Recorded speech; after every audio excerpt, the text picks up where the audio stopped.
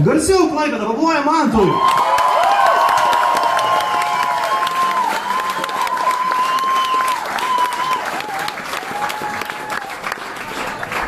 Pripažinkim, Mantas labai stengiasi, tačiau lažybas pralaimėjo, nes Justas praėjo pro virėją.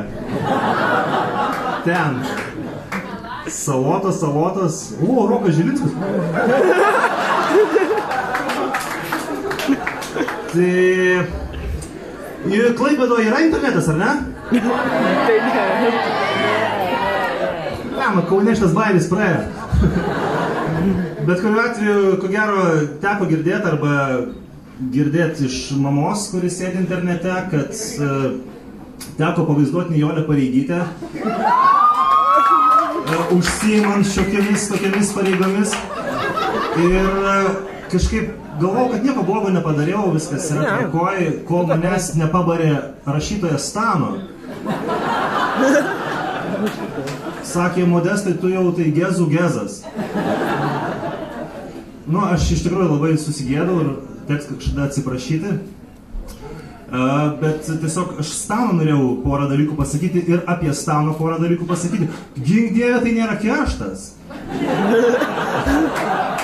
Tiesiog atsimenam visi konfliktą tarp Mijos ir Zvonkės, ar ne? Atsimenam. Visą tai įvyko per Stano vestuvės. Ir visa šita sumaištis kilo todėl, kad Stano ėjo prieš gamtą. Jisai vedė moterį.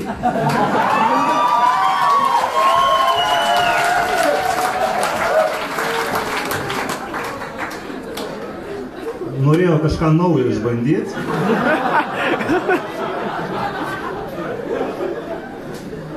Linkėjimai tau.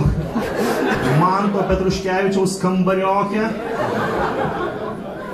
Klaipėda, ar sutinkate, kad mergina be papų tai vis dėlto vis tiek mergina? Ne? Ase bus sunku. Kviečiu Ase. Drąsiau.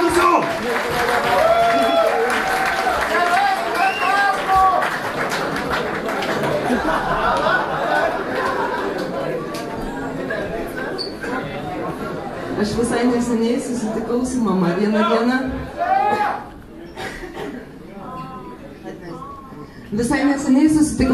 vieną dieną.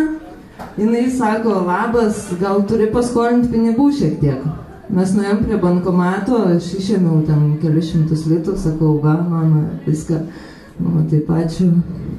Vis dėlto gerai, kad aš tada apsisprendžiau gimdyti. Tai taip prasideda trumpa istorija apie mane, kurią noriu su jumis visais pasidalinti. Šoktelkim dabar porą metų į priekį, gal 3. Kažkaip, kaip aš suprantu iš vaikystės nuotraukų ir tėvų pasakojimų, kai aš gimiau, mane iš karto nunešė į darželį ir ten paliko imti iš senelio šalčio saldainių maišų. Bent jau, nuotraukose taip atrodo, kad tą veikiam darželį visą laiką.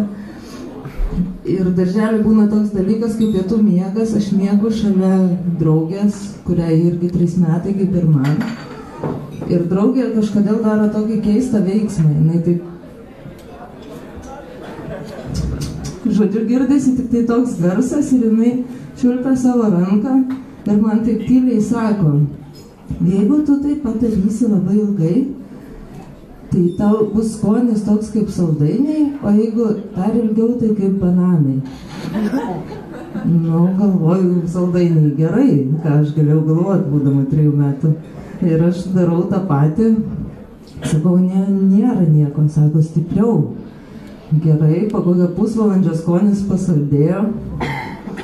Ir paskui aš tą istoriją prisiminiau tik po daugelio metų ir tik tai tada supratau, kad taip mergaitės genetiškai užkoduotos yra perduoti čiulpimo įgūdžius vienai kitai. Kad ateityje žinotų, kaip tai daryti. Dabar šokim dar truputį pirmin. Kiek iš jūsų lankė muzikos mokyklą? Čia visai kitokie žmonės. Nes žmonių, kurios aš pažįstu, labai daug lankė muzikos mokyklą. Aš susidariau vaizdą, kad Lietuvoje koks milijonas žmonių baigė muzikalkę. Kaip sakėt? Gali būt. Bet įsivaizdavau, kad jau yra koks milijonas ir jeigu jie išsitrauktų visi savo kanklės, arfos, klarnetus, pianinus ir užgrotų visi kartu, tai kaimyninės šalys išgirstų tas dainas, Latvija išgirstų melodiją "Jūsų šalis bankrutuoja", Lenkai išgirstų "100 autobusų važiuoja apsipirkti". Žodžiu, kaip jau dabar supratot, aš nelankiau muzikos mokyklos,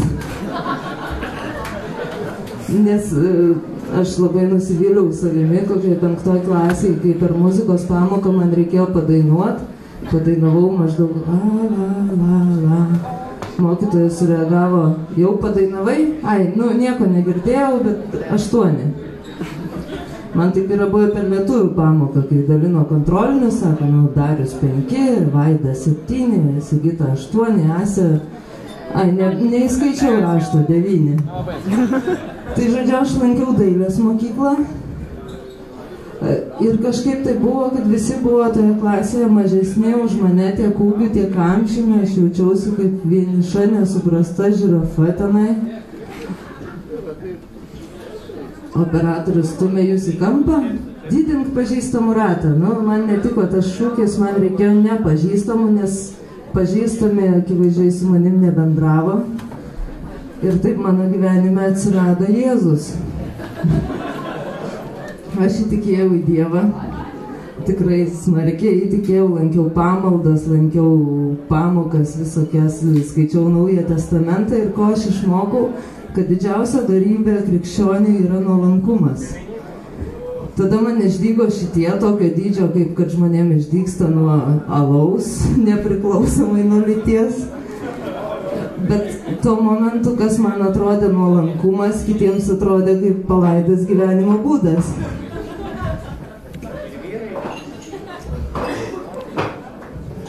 Tai, žodžiu, taip ir atsitiko, bet iki to palaido gyvenimo būdo dar buvo porą metų. Ir kai kitas merginas žiūrėdavo vaikinai, o jos į jos tipo nekreipdavo dėmesio, aš žiūrėdavau į kitus vaikinus, o jie manęs nematydavo. Nes, kaip matot, mano yra plokščias užpakalis ir plokščia krūtinė. Ir aš, kai jo žiūrėdavau, atsistodavau prie sienos ir jie, matyt, nelabai mane pastebėdavo, tiesą sakant. Tai aš turėjau tokią chronišką ligą įsimylėti kokį nors vyresnį bičą, kuris būdavo labai gražus ir kuris, tikrai manęs nepastebės, nors ir be akinių, ir gerai mato, ir visą kitą. Ir kaip per Valentino dieną rašydavo žmonės visi širdeles vienas kitam, ten pavyzdžiui, su Valentino diena Audronė, arba tam kitas vardas, tas pasirašydavo, arba aš tave myliu, ir nedėdavo parašo, nes gėdydavosi. Tai aš rašydavau su Valentino diena ir nedėdavau parašą, nes gėdydavausi. Ir siųsdavau Martynai iš 12B ir tada laukdavau, ką aš gausiu. O aš negaudavau nieko, kai kitos klasiokės gaudavo labiau subrendusios po 20. Bet vieną kartą 8 klasėje atsitiko ta Valentino diena, kai aš gavau vieną gražų blizgantį rožinį vokelį, kuriame akivaizdu buvo kažkas įdėta. Aš labai susigėdau, susijaudinau, sunerimau, nubėgau į mokyklos tualetą, užsirakinau kabinoje. Tada, kai mokiausi mokykloje, tualetuose nebuvo klozetų, tai atsistojau, apsižergiau tą skylę, kur turi būti tualetas mokykloje. Ir atplėšiau tą voką, išsėmiau širdutę, bet bijau ją skaityti. Ir skaitau po vieną žodį nuo galo, su didžiuliu nerimu ir susijaudinimu. Tave, paskutinis žodis. Nustoju skaityti, aišku, nustembu, nes kažkas apie mane kažką išvis parašė. Verčiu antrą žodį myli. Šitie žodžiai gali eiti kartu vienam sakiny, pasirodo. Negi tai Martynas iš 12B.